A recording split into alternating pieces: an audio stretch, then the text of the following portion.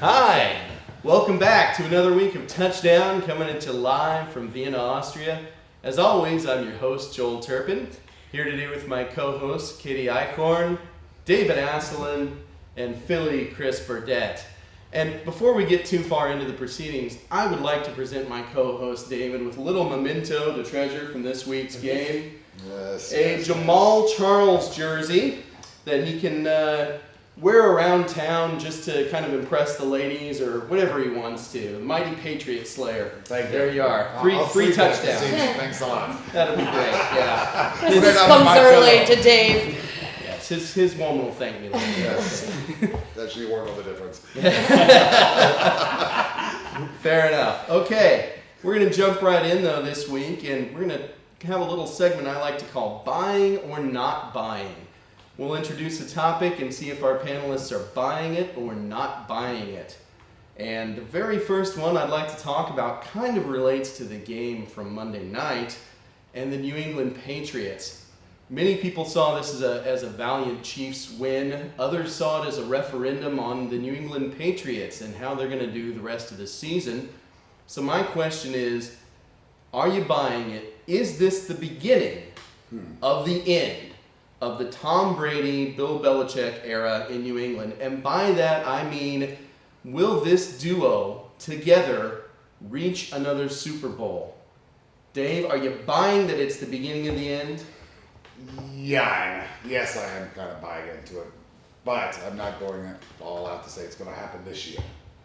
Tom Brady's playing on an offense right now that has absolutely no offensive line. As we know, this game starts in the trenches. And when you've got a quarterback who's holding the ball for an average of 3.2 seconds in the league, whether it's Peyton Manning or old Johnny Unitas, if you can't have little time behind the pocket, you're not going to be able to score so many points in any man's game of the NFL. Is Belichick going to give up on his leader? No, I don't think so. They do got a nice young rookie quarterback named Jimmy Garoppolo. I believe that's correct. What are they calling him in Boston? Gee whiz, I think they're calling him Jimmy G. Jimmy G. Thanks a lot. That's easier for the Bostonians. That's easier, exactly. It'd be like with a vowel at the end. It sounds like a teamster now. Yes, it does. Chris? Yeah, listen, I'm buying this definitely. To me, this is the beginning of the end. I don't see another Super Bowl in sight. As Dave sort of alluded to, I think this season is going to be very difficult for the New England Patriots to do anything of any note. And if you think about the fact that Tom Brady now is 37 years old, next year puts him at 38.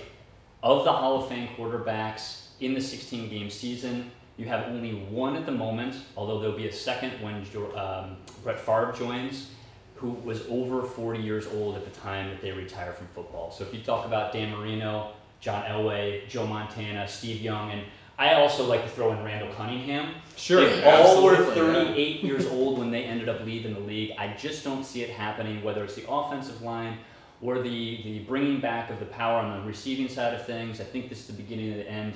It's been a great run. Katie? I'm going to also side with my colleagues and say that yes, this is the beginning of the end. And I like the mention of Brett Favre because I'd like to see Brady go out gracefully and not try and hold on to his glory years. I'd like to see him go out, I'm not necessarily thinking on top, but at least with a little more dignity than Favre showed in his attempted comeback. So I say it's the beginning of the end, and I'm excited for some new blood in New England and in new blood in the NFL in general. I'm also buying it. At the start of the season, I called for New England to make it to the Super Bowl this year, which apparently was the kiss of death because I'm really bad at picking Super Bowl contenders. I think last year I had Houston and Atlanta. Wow. So, yeah, if I pick your team to go to the Super Bowl, you're in for a bad season, and that's just the way it is. So, yeah, I'm saying that this is a no-go. And, yeah, it's the beginning of the end. I think they'll win the division because it's a weak division. That second game with Miami is going to be the whole thing, basically, as far as I'm concerned. Okay, the next topic is the Dallas Cowboys as a legit team. And by legit, I mean a playoff caliber team, a team that makes the playoffs. We all thought at the start of the year that these guys were maybe going to take a step or maybe even two back. However, they've started 3-1. and they're looking much better than expected so far. Are we buying them as a legit team, Chris? Yeah, Joel, and as we know that they actually very well could be 4-0 as well. They had a tough first half against San Francisco at home. Easily could have won that game had they held it together a little bit in the first half. That being said, I am not buying it. They are 3-1, yes, but their opponents have a combined 1 win apiece amongst the 3 of them, and they almost lost a game against the St. Louis Rams, allowed 31 points. We've talked about the fact that their defense is not holding up, and can they actually manage? And yes, I understand the fact that they've got some decent offensive tools and such like that, but at the same time, I just don't think they're going to do it. From a schedule side of things, they've had the cakewalk schedule up until this point. Moving forward, they have Houston, Seattle, Arizona, Chicago, Indianapolis, and then into the NFC East. Those teams, I don't care how bad Washington and New York look at this point, I think they're going to be tough games. I think it makes a lot tougher road for them moving forward. Not buying it. Dave? You know, I buy it. Divisionally, yeah, they're legit, because I still find this the NFC East up for grabs. There's nobody out. There's no one sure team in there that's taking it away. The NFC, aside your boys in Philadelphia. He's got some good weapons behind him. Got Des Bryant. He's got the #1 rusher in the NFL with Marco Murray. Sometimes all you need is a very potent offense, and you can win some bowl games. And they're playing these teams that you mentioned, like Indianapolis. They don't have these great defenses either. So, Katie? I'm shopping, I'm gonna say. I want to see them play this game this week and see how well those 2 offensive weapons stand up against J.J. Watt. I'm not buying, but I do think now I'll revise it to they find another 8-8 season, and Jason Garrett gets fired at the end anyway. Jim Harbaugh, done in San Francisco by the end of the year. That's our next proposition. Are we buying or not buying it, whether it's because of team issues or because of a player revolt or dislike from the owner or whatever? What do you think? Katie? I'm buying it. For as much as I've read, there is so much discord in the locker room. You can't deny that they have all the talent they need to put together something impressive, and they just don't look cohesive. They're not playing like a team, and I say the people in San Francisco will not stand for it. If the players don't revolt, the city of San Francisco will certainly call for his ousting. And also, keeping an eye on college football, he's being lured back homeward. Michigan is once Brady Hoke away, and they really would love to have Harbaugh back home. Dave? I'm not actually buying into it right yet. I'm not going to buy into it 100% right now. Yeah, you know, he's been 3 years in San Francisco, went to 3 NFC conferences and 1 Super Bowl. Unfortunately, he lost all 3 of these games. San Francisco is one of these metropolitan areas like Boston and New York. If you get your fans on the bad side of you, the media is going to eat you up. But he is a Harbaugh. I mean, he does come from a football family, and I think money talks and malarkey walks. I think he stays in San Francisco. Chris? Yeah, it's interesting. I mean, all the things that you state there about the success that they've had with him really Yes. turned the organization around, which is fantastic. That being said, I am buying the fact that he's not going to be in there at the end of the season. Listen, this guy comes from a family. His father was a coach who coached a variety of teams, never really staying at many teams up until that point. As a quarterback, he played, I believe, for 6 separate teams. And now as a head coach, he basically has stayed somewhere between 2 and 4 years. I sort of view him as this Larry Brown of NBA and the NFL side of things. Exactly. As well as he'll do, he won't be satisfied. I think that also adds to the friction in the locker room. I'm buying it. He's out at the end of the year. I'm buying it too. Don't know the reason, but there's enough different possible things that could happen, Yeah, the of owner, etc., that I'm buying him as being gone. And we're going to do one more topic now. The Baltimore Ravens are suddenly looking really good. They beat Carolina pretty handily this last week. They're now also sitting at 3 wins.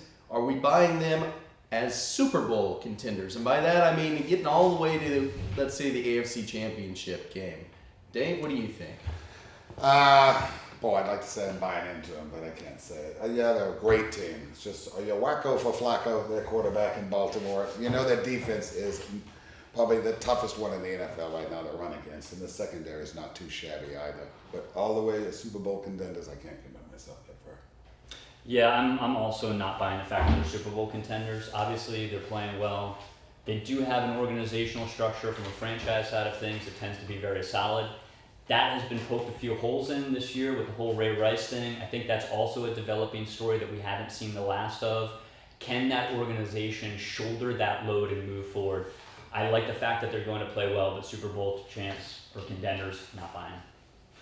Katie? I'll never take the side of the Ravens, and I'd say my division is exceptionally hard, and if they get out ahead of the Bengals, I highly doubt it. Bengals look great, and I also I think there's potential there for them to go further next season, perhaps once the dust has settled, but I don't see them going all the way this year. Good call. Yeah, I don't quite buy them as Super Bowl contenders either. I do think they'll make a playoff run at this point and probably do their usual win in that first game that they always find a way to do, but then maybe fall one game shy of the AFC Championship game. Okay, the next topic I want to talk about is a little different. We've seen a lot of parity in the league in recent years, and I'm wondering if it hasn't gotten to the point where we could call it a complete land of mediocrity. Do we have any dominant teams? I don't see them, especially this last week with Seattle and Cincinnati and so many great teams on a bye. We've got some above average teams, but nobody that just scares you to where you're just chalking up a loss if they come into your home stadium that week. So are you buying these theories? The idea of the NFL as a more mediocre product? Do you like it? Do you not like it? Is the parity a good thing? Katie, what do you think? I say I would hesitate to call it mediocrity. What I think that's happening is the tide is turning. You're getting a lot of new blood and new teams making a case for themselves as being major contenders in the long run. And I would hesitate to call it mediocrity. I find it quite exciting to watch, where you've got teams, Arizona coming seemingly out of nowhere. I think it's kind of fun to say the end of a Patriots-dominated era or a Packers-dominated era. I like this new change. I don't call it mediocrity. I call it the tide is turning. So you believe that we're there, but you do think it's a good thing. I think it's a positive breath of thing. fresh air in the NFL. Dave, what do you think? Were you reaching the point of mediocrity? You know, I kind of half-heartedly agree with Katie. Yeah, you're seeing new teams come up there, not your usual big boys. But I have to slightly disagree. There is one team in the NFL right now that I think is dominant, and that is the Denver Broncos. They started off a little not as sharp as they should have, but I think the Denver Broncos are the one team in the NFL, and I'm not even mentioning the Seahawks, that is one dominant source that's in the NFL. I thought you were going to say the Philadelphia Eagles. Well, Is yeah, that that was my second I thought- thing that way, yes. Yeah, listen, from my side of things, I think this is a totally fine thing, the fact that there is some mediocrity. That being said, I'm not sure if I totally agree with it. I think we as fans are getting used to that whole massive onslaught of offense by the super high, powerful quarterback names and quarterback teams. Whether it was last year, Peyton Manning dominating teams with the Denver Broncos, or in years past, Drew Brees and that all high-power offense in New Orleans, or, Green Bay with Aaron Rodgers. So I think that things have changed a little bit. And let's not forget, there's 8 teams out right now with just 1 loss. There are 2 teams out there who are undefeated. And I tend to agree with the rest of you guys. From my side of things, let's think about this. If my teams are a little bit closer to the opportunity of making a wild card or a playoff spot, the fact that there is a bit more mediocrity in there, no teams just steamrolling people, I think that makes it a bit more exciting for us. Yeah, I tend to think what brings it down for me at the moment is we may not have any really dominant teams, but we seem to have some really bad teams like Oakland. And so it just, to me, it seems to skew down a little bit at the moment. And I guess normally you have these 2 teams, 3 teams up at the top on the other end that help balance it out a little bit. And so at the moment I'm feeling, gosh, there's really bad teams. And then there's these other teams that Green Bay looks really good one week and then they get killed the next week. Or Pittsburgh goes out and beats Carolina one week and then they lose to the hapless Buccaneers the next week. And so I've got no one that I really feel confidence in at the moment, with the possible exception of Cincinnati. But let's face it, they're the Bengals, and until they win a playoff game, it's going to be hard to really buy that theory. So let me add something there. There are some dominating teams out there right now. They're called the Cardinals and Cincinnati Bengals, but we just don't, as fans, just not used to You seeing. can't. It's hard to buy It's hard on. to kind of digest. Yeah. it for Especially us. as a Browns fan, it's hard Yeah. to buy into Cincinnati as intimidating. Yes. it is. And I'm not intimidated if Cincinnati or Arizona comes into Arrowhead, for example. I don't chalk that up as a loss. I think there's a good chance to win both of those games. Now, we might not, of course, Saw it last week. but I think there's a good chance to win. And that's what I mean. In years past, even last year, there were teams that when they were coming into your place, you thought, okay, that's a loss. I'm figuring out the rest of the schedule, that's a loss. And I don't see that at the moment. Mediocrity may be too strong a word, but it's definitely parity run rampant. I'm okay with it. It means my team, the Chiefs, got a chance to make the playoffs. So, hey, I guess that's good. All right. Well, we're going to wrap up this half and come back at you soon with a second half where we'll do some predictions and talk about last week's games a little bit, or last week's predictions at least. And we'll see you soon. Bye-bye.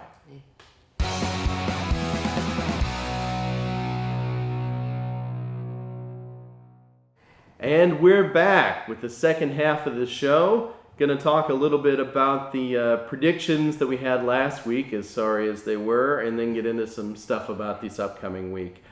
Philly at San Francisco. Dave and I had San Francisco. Philly Chris was legally obligated to choose the Eagles. Yes. Thank you. So, yeah. Green Bay at Chicago. I was the only one to go out on a limb and say that the Packers were going to win at Soldier call. Field. Good call. Also called the over, which I think they hit, and some running game. That was a good game for me.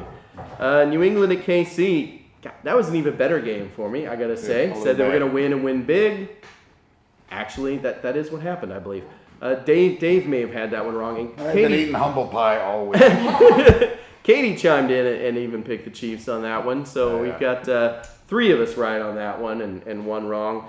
But then we have Carolina at Baltimore. We all took Carolina. New Orleans at Dallas. We all took New Orleans. And Detroit at the Jets. Only Dave was right. The other two of us took the Jets. So yeah, it was an ugly week. I won the week at 3-3, or Katie maybe at 1-0 with the Chiefs as the official winner. Dave came in second with 2-4, and Chris had that single Kansas City win to his credit. So Very nice, Chris. yeah, Very nice. rough I week had for been doing Chris. well though up until this point. Up until this point, so he brought it back to the group, Do we and play we appreciate aggregate that. over the season? Well, we gotta total them up at some point. I was kind of waiting until I got on top to do of that, course. but yeah, We'll do it sooner or sometime later. next See, well, So long as we keep the trend.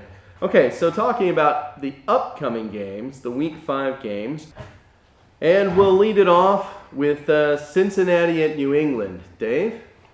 Yeah, I'm still licking my wounds from last week's demolition in Kansas City, which I'm sure Joel is just loving it. I've been eating humble pie all week. The Patriots have got to pick it up one of these weeks. We are talking Tom Brady. Yes, there's no offensive line. They get wide receiver. Second-year man Tim's back this week. A little less double teaming on the Gronk, which we've seen since the first game of the season. Rob Gronkowski, the tight end. Yes, well, Yeah. thank you very much. For those not in the know, if they can establish a good running game early, the Patriots win a close one in Foxborough. Yeah, I mean, what can I say? As we discussed earlier on about what's happening with this era of the Belichick and Tom Brady, I'm not sold on New England this season. Who knows what they're going to be after the season? Obviously, Cincinnati firing all cylinders. I just don't think that they have enough. Cincinnati's got a powerful offense and a solid defense. Yes, at Foxborough, but at the same time, this is Cincinnati for me. Katie? I'm going to throw some Ohio love out and say I also go with Cincinnati. I think they're playing really well right now and hard to stop. And with the Patriots not firing on all cylinders, as it were, I sadly think they're going to go down at home. I'm sorry. New England looked really bad, obviously, this last week. Cincinnati looked really good the last time they played 2 weeks ago. They've had 2 weeks to prepare, to go in. They've got to watch a blueprint for how to beat the Patriots. And yet, I'm going to go the other way. I'm with Dave on this one. I think New England is gonna be licking their wounds after last week, and I think you give that kind of motivation to Belichick. They'll find a way at home to end the Bengals' unbeaten streak. So that's what I'm calling for. The next game on the list we want to talk about a little bit is Baltimore at Indianapolis, and we'll let our resident Baltimore fan take care of that. Katie? I'm calling this the Battle of Stolen Teams. If you don't know the story, the Colts used to belong to Baltimore until they were shipped off in the night to Indianapolis. Ravens used to belong to my favorite city, Cleveland, until they got shipped off in the middle of the night. A lovely, lovely morning wake-up call for Cleveland. At any rate, I am picking the Colts to continue rising. I think that the Colts look really powerful right now, with Luck having the highest points per game, I think at 34 right now, and the highest scoring offense in the NFL at averaging 444 yards a game. I think they are going to be able to move past Baltimore's, albeit exceptional defense, to put a lot of points up. Maybe not a lot, a moderate number of points against Baltimore. Flacco has not been sacked this season, but I'm calling for Flacco to be Sacco this week. Katie, you just stole my line. Flacco has not been sacked this week. Very rare in the NFL going into week 5, as we all know this. Absolutely impossible to run against the Ravens right now, no matter who you are. Luck, if he's in it early, they might win this one, but I'm going out on a limb. I say Baltimore wins this one in the trenches. Yeah, listen, from my side of things, Indianapolis struggled against the Philadelphia Eagles. Philadelphia Eagles' defense is less than stellar, as we all know this season. I think, although predicted the fact that perhaps Baltimore is not going to be quite as elite as they once were, I think they're firing on all cylinders on a defensive side of things at this point. I like Baltimore over Indianapolis away. I think this is the kind of game that we're going to look back at the end of the season, and we're going to see that this is the sort of game that leads to tiebreakers and to whether or not teams either make the playoffs or whether they're seeded. You get these head-to-head games between potential playoff contenders, and lots of times it comes down to this. Good point. I'm going with Indianapolis at home. I think that Baltimore looked great last week, but I don't necessarily see that as a major milestone turning point where they've now just righted all the wrongs in the ship. They've still got questions in the ground game. Their defense is obviously looking better than maybe some predicted, but I'm not seeing them being dominant, and I think the Colts will take it at home. Third game on the schedule, Arizona at Denver. 1 loss total between them. What do you think, Chris? Yeah, from my side of things, very interesting matchup here. You have two teams coming off of a bye week. Question is, which team might be able to benefit a little bit more from that? Game is home for the Denver Broncos at Mile High Stadium, so a little bit of a home field advantage there, I think, as well.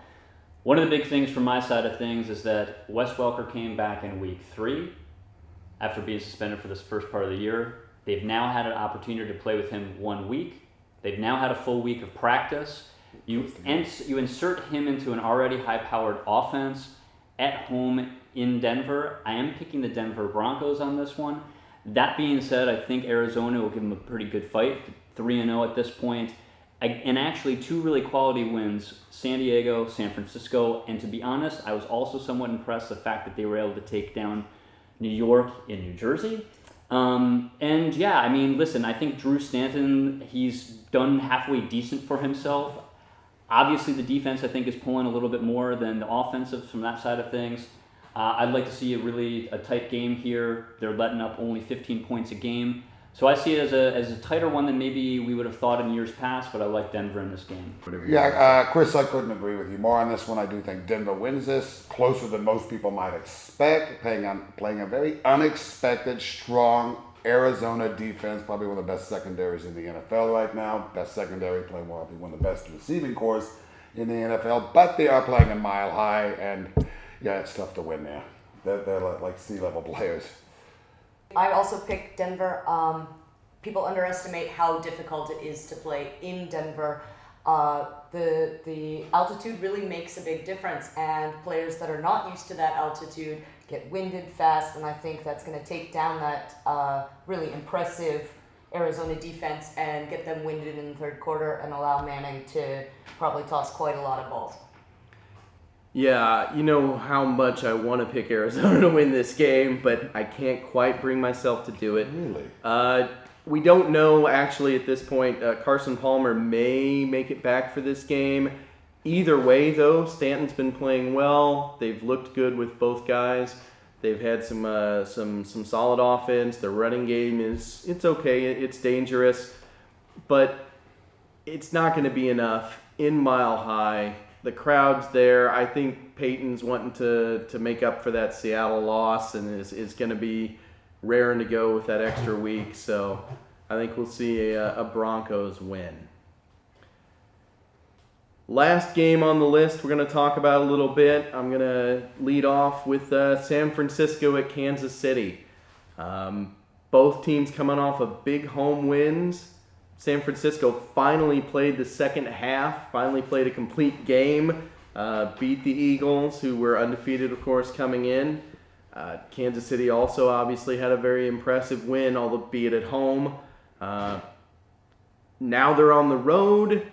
They've got to go into a very hostile San Francisco, but they haven't looked that dominant at home this year, the Niners, and I think they're very beatable. I think Kansas City's going to run in there behind Charles and pull off the road upset. Chris? Listen, from my side of things, I'm going the other way. I think it's San Francisco. If you watched the game last week against Philadelphia, as sad as this is for me to think about, 3 touchdowns that the Philadelphia Eagles scored, all on special teams and the defense. And I just can't really imagine if you took those somewhat fluke scenarios off the board, that I think San Francisco actually looked a lot stronger than maybe what the end of the score ended up being. Held Philadelphia to basically 0 yards running. Philadelphia really only had one semi-decent, actually quite solid offensive series, which they had to go for 4 downs, ended up not getting the touchdown at the end. But that being said, I think they looked a bit stronger than what you actually looked at on the scoreboard side of things, and I like San Francisco in this game. Yeah, I have to agree with you on that. I think Frank Gore, you've seen the last couple of weeks, he's starting to get things rolling out there. That frees up Kaepernick. You free up the quarterback Kaepernick, one of the best scramblers, one of the best passes in the league right now. San Francisco, with the defense that nobody gave him much credit about 2 or 3 weeks ago, is actually playing some good ball, and none of these guys are starters, or half of these guys aren't starters. Playing in San Francisco, second home game, yes, you got to give it to the 49ers. I don't know. I think I'm actually going to take Kansas City because I believe in the power of Charles right now. And as we talked about before, I don't see San Francisco as cohesive yet. They've been spotty at best, on and off. Depends on which team comes on the field, whether they choose to play another second half this week. I say it's close, but I give it to Kansas City. Okay, that's it. Thanks for joining us again on Touchdown, and we'll see you next week. Bye-bye.